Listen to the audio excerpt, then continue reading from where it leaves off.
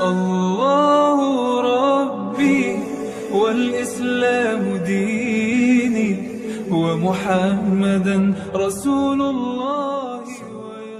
Maka insan itu bukan kata bapak ibu, insan itu kata Allah. Allah yang mengatakan dirinya insan. Al insanu sirri wa sirri sifati wa sifati la ghairi. Insan itu rahasiaku. Rahasiaku itu sifatku. Sifatku itu tiada lain aku. Kalaulah sifat itu tiada lain adalah aku, maka manusia itu sebenar-benarnya aku. Al insan hakikatullah. Al insan ainullah.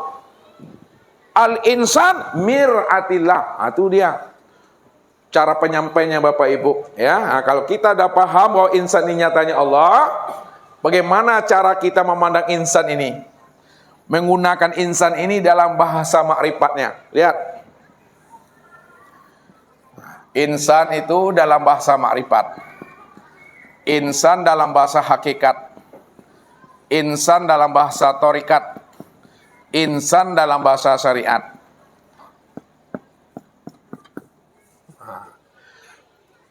Ya, Ustaz ulang lagi.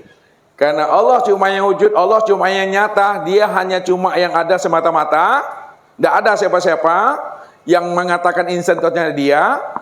Maka insan, lihat, insan itu kalau kita sebut dengan bahasa syariat, maka sebutannya hamba Allah. Hamba Allah. Hamba Allah itu artinya aku Allah tuh. Jadi insan itu disebut hamba Allah kalau Bapak Ibu menggunakan bahasa syariat. Lalu bagaimana kalau Bapak Ibu menggunakan bahasa tarikat? Kalau kita gunakan dengan bahasa tarikat, bahwa insan itu disebut namanya cermin Allah. Insan itu cermin Allah. Lalu bagaimana pula Bapak Ibu memahami insan itu dengan bahasa hakikat? Insan itu adalah wujud Allah. Bagaimana pula Bapak Ibu memahami insan secara makrifat? Insan itu tiada lain Allah. Kalaulah insan itu tiada lain Allah, patrikan dalam hati ini, insan itulah yang sebenar-benarnya Allah tuh. Nah, ketika itu apa kata Nabi? Nah, kalau dah sampai puncaknya di sini, pada makrifat nih, dah tahu Bapak Ibu bahwa insan itu nyatanya Allah dan nyatanya Allah itulah yang sebenarnya Allah. Apa kata Nabi?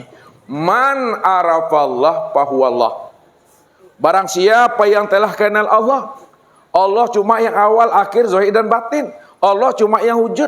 Allah cuma yang bersifat sama basar kalam ilmu kuda iradah dan hayat. Maka dia yang sebenar-benar Allah itu. Siapa yang telah mengenal Allah dengan pengenalan yang sebenarnya, kala lisanahu, maka keluh lidahnya. Keluh lidah itu maksudnya Bapak Ibu kata yang tiada terkatakan lagi. Apa sebabnya kata yang tiada terkatakan? Karena dia cuma yang ada semata-mata, yang lain nggak pernah ada. Disitulah makomnya Bapak Ibu. Orang yang sudah sampai kepada makom makrifat, maka orang yang sudah sampai pada makom makrifat itu duduknya pada diam. Itu dia. Diam itu maksudnya diam di dalam paham. Paham itu maksudnya paham di dalam keheningan. Hening itu maksudnya hening di dalam kesadaran. Sadar itu maksudnya sadar dalam kepatuhan. Itu maksudnya tuh, diam adalah di dalam paham, paham dalam hening, hening dalam kesadaran, sadar dalam kepatuhan tadi. Ya. Tak ada lagi yang bisa diungkapkan, tak bisa lagi diuraikan dan diceritakan. Tak ada yang bisa dijelaskan Bapak Ibu.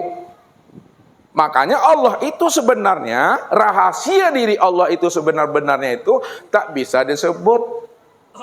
Kalau disebut dia bersifat. Walaupun dia bersifat, namun hakikatnya dia tidak bersifat. Kenapa dia bersifat? Karena kita menjelaskannya, kita menceritakannya. Kalau tak diceritakan dirinya, dari mana umat ini paham dan tahu apa yang disampaikan Nabi? Jadi kita menceritakan itu dia sudah bersifat, namun hakikatnya dia tiada bersifat sebenarnya. Lalu pertanyaan Ustadz sama Bapak Ibu, kalau di ujung-ujung kaji namanya ke Bapak Ibu. Ya, kalau memang Bapak Ibu udah paham di ujung-ujung ini, bagaimana supaya dia tidak bersifat Bapak Ibu? Hah? Bagaimana supaya tidak bersifat? Diam. Apakah kata-kata diam itu yang diam? Hah? Apakah kata-kata diam itu yang diam? Tidak. Makanya Allah itu bukan diam. Allah itu di balik diam itu. Allah itu bukan diam. Allah itu di balik dia itu.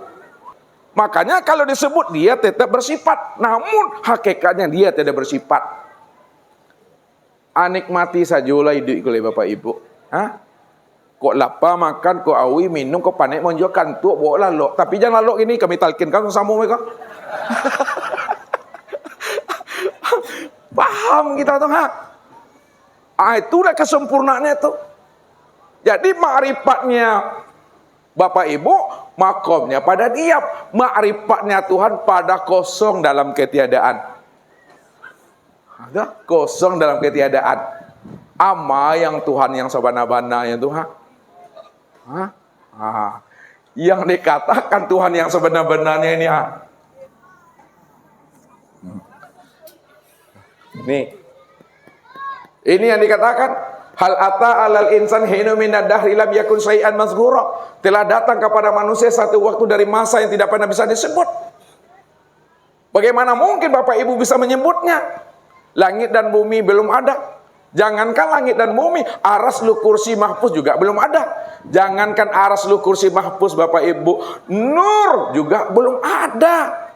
Sorga neraka pun juga belum ada. Jangankan sorga dan neraka dan nur, Tuhan yang bernama Allah pun juga nggak pernah ada. Lalu siapa yang ada? Yang ada tuh si Maha Ada. Kata-kata si Maha Ada pun juga belum pernah ada. Tapi dia ada. Jangan dibilang tidak ada. Yang tidak ada itulah wujud yang sebenar ada. Wujud yang sebenar ada itu yang Tuhan. Tuhan itu yang dirinya. Nama dirinya itu adalah Allah. Jadi Allah itu adalah hal yang tidak bisa disebut dan diuraikan. Itu yang dipahami. Sekarang dirinya itu pengen dikenal. Kalau tidak dikenal, siapa yang muji dirinya? Tentu dia sendiri. Padahal ini dia bercerita. Lihat, dinaikkan ke atas, ya biar yang Bapak Ibu bisa paham gitu kan. Apa kata Allah dalam hadis qudsi? Kuntu kanzan mahfiyan wa ahbabtu an u'rafa wa khalaqtul khalqa liya'rifani. Aku adalah perbendaharaan yang tersembunyi. Kenapa Allah menjelaskan dirinya perbendaharaan yang tersembunyi? Karena segala sesuatu yang ada itu semuanya asalnya daripada dirinya. Terbitnya daripada dirinya. Wa ahbabtu an u'rafa.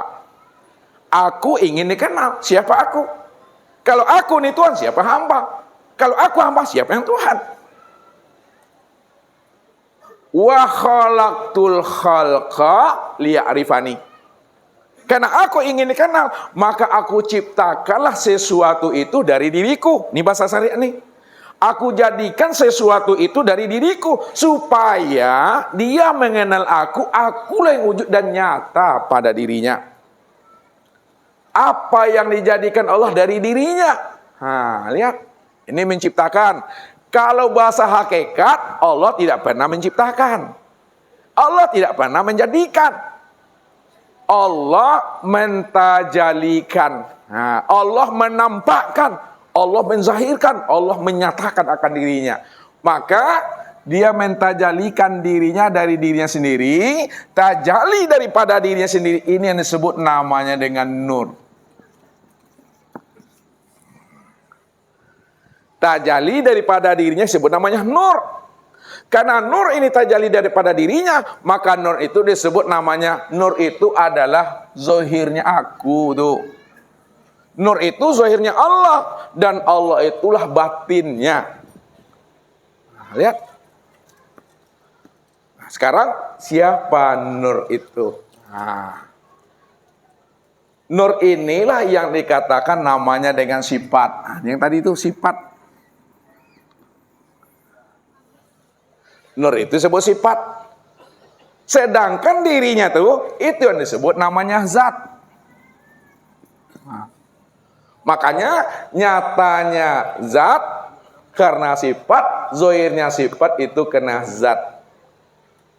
Zat itu namanya Allah, sifat itu namanya Muhammad. Nyatanya Allah kena Muhammad, zohirnya Muhammad itu kena Allah. Sebenarnya Muhammad itulah zohirku dan aku batinnya. Allah itu nama diriku, Muhammad itu nama wujud aku. Aku juga tuh. Nah, ini nur tuh. Nah, kita turun ke bawah lagi. Sekarang, ya, karena nur itu asalnya daripada diri Tuhan. Nah, lihat, nur itu asalnya daripada dirinya, maka disebutlah nur ini namanya nur ilahi. Nah, kenapa dikatakan nur ilahi, nur Tuhan? Karena asalnya daripada diri Tuhan sendiri. Yang kedua, nur ini disebut juga namanya dengan Nur Muhammad. Kenapa disebut namanya Nur Muhammad? Karena nur itu tempat memandang nyatanya wujud Allah. Nur itu tempat memandang nyatanya diri Tuhan. Karena nur itu tempat memandang nyatanya wujud diri Tuhan yang bernama Allah, maka disebutlah namanya Nur Muhammad. Inilah maksudnya bahwa Nur Allah dan Muhammad itu esa, tunggal, satu, itu jurang, Bapak Ibu. An-Nur inilah kita gunakan bahasa itu tadi, lihat. Kita ambil dengan nur ini aja. Nur itu dengan bahasa ma'rifat, nih. Nur ini kalau kita pakai bahasa ma'rifat, itu adalah tiada lain diri Allah. Maksudnya, patrikan ini, kalaulah nur itu tiada lain adalah diri Allah, nur itu yang sebenar-benarnya Allah itu. Allah nurus samawati wal ardh. Allah itu nur. Yang kedua, nur itu kita gunakan bahasa hakikat, nur itu adalah tajalli Allah. Kenyataan Allah, mazharnya Allah. Nur itu kita gunakan bahasa tarekat, nur itu disebut cermin Allah, bayang-bayang Allah. Nur itu kita gunakan bahasa syariat, nur itu disebut hamba Allah. Jadi nur itu jangan Bapak Ibu terjemahkan dengan cahaya. Kalaulah nur itu tidak boleh diterjemahkan dengan cahaya, lalu apa makna nur? Nah, lihat, ambil dengan dalam. Nur itu maknanya adalah terang. Nur itu maknanya terang. Terang itu maknanya jelas. Jelas itu maknanya itu adalah nyata. Nyata itu maknanya adalah wujud. Maka segala yang wujud itulah yang nur tuh. Disitulah letaknya. Allah, lihat. Allah nurus samawati wal ard. Nah, Allah itu nur langit dan bumi. Nah, masukkanlah wujud tuh. Allah itu wujud. Allah itu nyata senyata-nyatanya. Nyatanya itu sudah nyata pada langit dan bumi. Makanya si alam nih dia. Ya, si alam nih. Sekalian ini itu yang nyatanya Tuhan tuh. Makanya Bapak Ibu kalau udah nyata Tuhan itu jangan dicari yo Tuhan tuh le. Makin dicari makin menghilang Tuhan tuh. Makin jauh. Jadi ngenge ya Tuhan tuh. Makin dingeknya makin larinya. Jadi baca rohnya. Yang sabana inge itu ndak inge, yang ndak inge itu yang sabana inge. Ingat Bapak Ibu inge bahasa ustadznya. Yang sebenar ingat itu tidak ingat. Kalau masih mengingat itu tanda belum ingat. Yang tidak ingat itu yang sebenar ingat. Ya, artinya apa? Untuk apa lagi mengingat-ingat karena sudah nyata pada dirinya? Ini dia apa juga diingat lagi? Jalani aja lagi itu. Kalau dijelaskan, jelaskanlah kepada orang yang nggak paham. Sebutlah tuh, nggak apa-apa. Tapi kalau udah paham, sama-sama aniang. Tapi kok keluar sekolah yang aniang salah leh. Itu maksudnya nyata itu. Itu sempurnanya Bapak Ibu. Jadi jangan Bapak Ibu cari-cari juga nur lagi ya. Ya, nur itu sudah nyata tuh, jelas sejelas-jelasnya. Jadi tak payah mencari nur tuh. Itu maksudnya yang payah tuh mencari nur laili. Mencari nur lailat yang payah tuh. Mencari nur Muhammad sebagai nyatanya Allah, nggak perlu lagi. Nih sekalian alam nih ha. Itulah maksudnya apa kata Nabi. Ini penghujung haji. Tuba man ro'ani wa amanabi. Wa tuba liman ro'a man ro'ani. Beruntunglah orang yang melihat aku lalu dia beriman kepada aku. Apa maksudnya? Tidak masuk neraka orang yang mana ia melihat aku, lalu dia beriman kepada aku. Dan tidak masuk neraka orang yang ia melihat orang yang melihat aku. Apa maknanya ini? Ini ada makna yang tersuratnya, ada makna tersiratnya. Kalau makna yang tersurat, tentu memandang kepada Nabi Muhammad. Beruntung orang yang melihat aku, kata Nabi Muhammad. Lalu dia beriman kepada aku, nak masuk neraka dia. Buktinya, Abu Lahab surga, nak Bapak Ibu? Neraka juga, saban hari menengok Nabi, tapi masuk neraka juga tuh Bapak Ibu.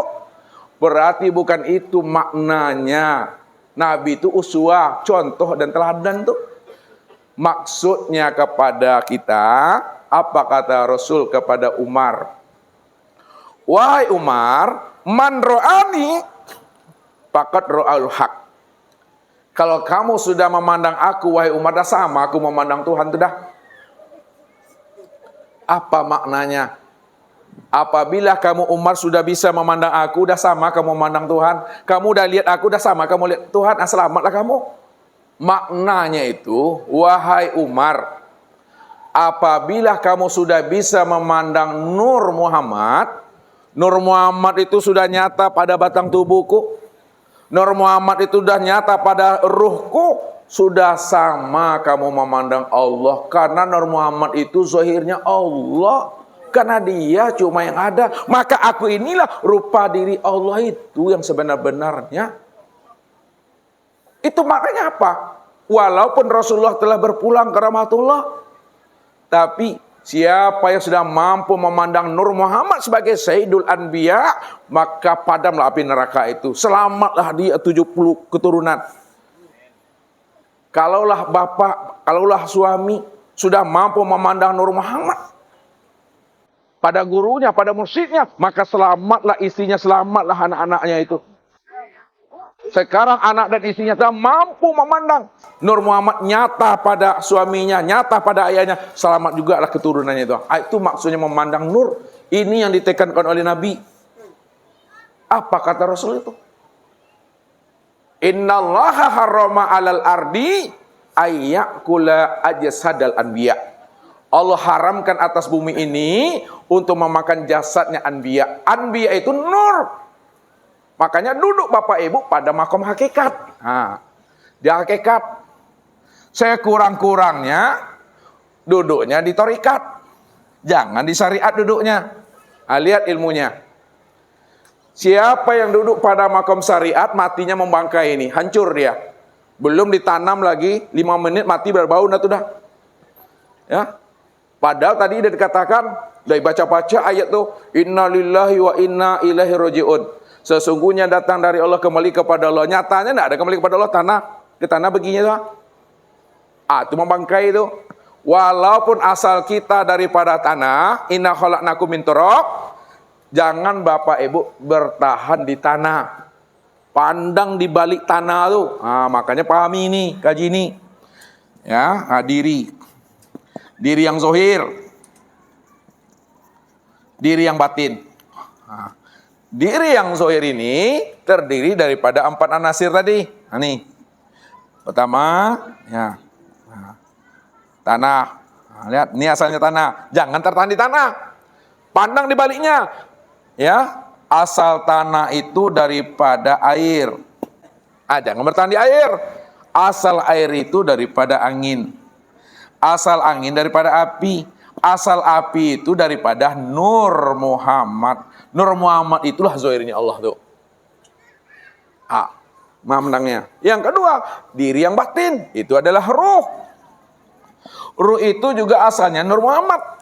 Kalaulah diri yang zahir dengan diri yang batin asalnya kedua-duanya Nur Muhammad, maka Nur Muhammad lah ini yang disebut Muhammad tuh. Inilah yang dikatakan zahirnya Allah itu. Zahirnya Allah itu yang dikatakan Muhammad. Muhammad itu wujudnya Allah tuh. Ya. Itu nak hancur dia Bapak Ibu. Tapi kalau duduk di syariat dihancur, membangkai dia. Naik lagi ke atas. Duduk di tarekat. Duduk di tarekat dia tidak hancur. Tapi badannya mengering. Mengering tahu, menyusut. Kayak salai badah, bukan jadi jenglot dia. Mengering dia nggak hancur ya, nggak busuk tapi bukan jadi jenglot dia. Mengering aja badannya. Tuh duduk di tarekat tuh. Kalau duduk di hakikat, itu Nur Muhammad, maka bertubuhkan Muhammad Bapak Ibu. Ya, bertubuhkan Muhammad ini, dia tidak hancur, dia tidak mengering, dia tidak membusuk, bahkan dia harum utuh dia. Kain kapannya pun hancur ya. Duduk di makrifat. Dia tidak membusuk, dia tidak mengering, dia tidak hancur tapi hilang dia. Makanya jangan heran kalau ada orang ditanam, pas ditanam dia kapan dia tinggal di. Itu udah ibarat burung dalam sangkar, burungnya lepas, sangkarnya pun resap dia tuh.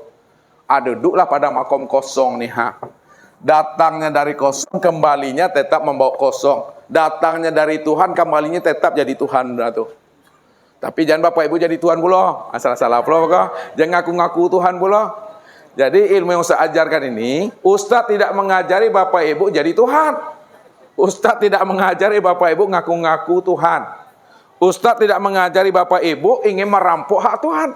Tapi yang Ustaz ajarkan kepada Bapak Ibu, kenalilah, sekenal-kenalnya, sebaik-baiknya, sepaham-pahamnya, bahwa Allah cuma yang wujud, Allah cuma yang ada, Allah cuma yang bersifat. Kita tidak wujud, kita tidak ada, kita ada bersifat. Kita ini la haula wala quwata illa billah. Itu diri kita.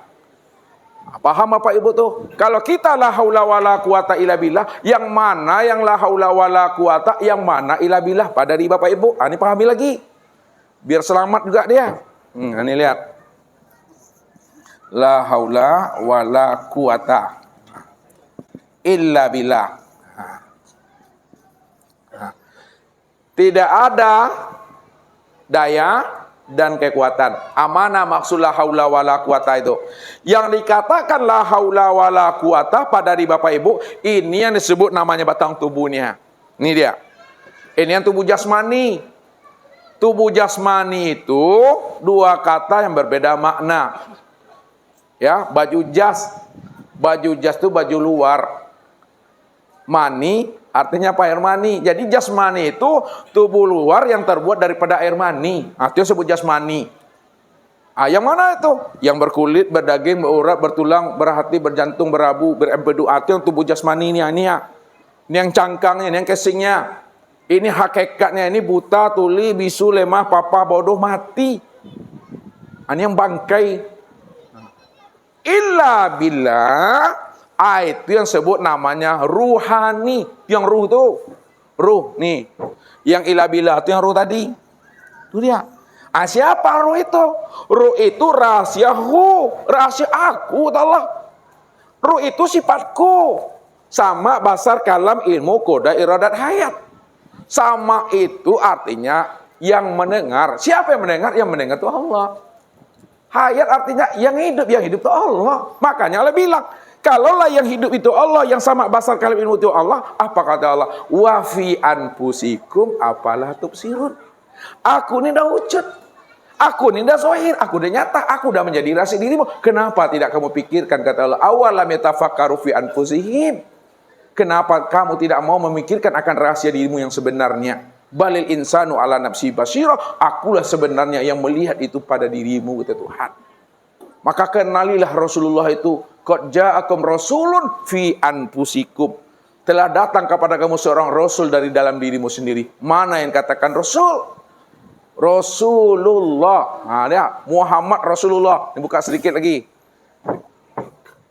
Muhammad Rasulullah. Lihat. Mana yang dikatakan Muhammad? Yang dikatakan Muhammad itu adalah Rasul. Mana yang katakan Muhammad Rasul tadi? Yang ruh tadi itu Bapak Ibu. Ya. Dikatakan Muhammad, ya, itu adalah Rasul. Ini yang utusan tuh. Mana yang utusan? Sama basar kalam ilmu kodai sifat yang 7. Siapa Rasul tuh? Rasul itu adalah Allah tuh. Itu maksudnya tuh. Ya. Jadi tidak ada siapa-siapa di situ, yang ada hanya Allah. Kalau Ustaz boleh sampaikanlah sama Bapak Ibu nih, contohnya aja nih, beliau yang duduk nih, Ustaz kita nih, dirinya bernama Allah. Dirinya bernama Allah tuh. Wujud dirinya bernama Muhammad. Rupanya disebut Adam. Rahasia dirinya disebut insan. Makanya insan tuh rahasiaku, Adam tuh rupaku, Muhammad tuh wujud aku, Allah tuh adalah diriku, aku yang menanggungnya tuh. Disitulah duduknya makom kala lisana itu, diam di situ Bapak Ibu. Jadi jangan ngaku-ngaku. Ya. Makanya ilmu ma'rifat ini tidak ada pengakuan di situ. Siapa yang mengatakan pengakuan? Kita menjelaskan Allah cuma yang wujud, Allah cuma yang ada. Kita tidak pernah wujud dan kita tidak pernah ada. Ya, kalau udah paham kita, rahasiakanlah diri Allah itu pada diri masing-masing, walaupun diri masing-masing bukanlah kenyataan diri Bapak Ibu, tapi nyatanya diri Allah. Rupanya Allah lah yang merahasiakan dirinya sendiri. Bagi yang tahu, itu orang yang diberitahu oleh Allah. Ya, oleh karena itu jangan sok tahu, jangan sok lebay. Anda boleh ngaku-ngaku. Apa buktinya? Kalau Bapak Ibu sudah mengenal Allah, ini tinggal lagi bukti lagi. Bukti Bapak Ibu sudah mengenal Allah, nampak keimanan dan ketakwaan itu pada dirinya. Ya, nampak keimanan dan ketakwaan itu pada dirinya. Hidupnya menjadi rahmatan lil alamin dan rahmatan fil alamin. Nampak sholatnya, nampak puasa, zakat, haji, kurbannya, nampak sabarnya, nampak maafnya, pengasih, penyayang, ibunya. Nah, kalau biasanya kita melihat anak menantu tu tigo gambarnya, ini cie je wajah penantu tu nampak tu. Ya, kalau selama aku tariang, bertanduk akhirnya nak do tariang, nak do tanduk atur tu. Mesti dipahami itu Bapak Ibu. Itulah barulah kita selamat di situ. Ya, mungkin itu Bapak Ibu udah panik aku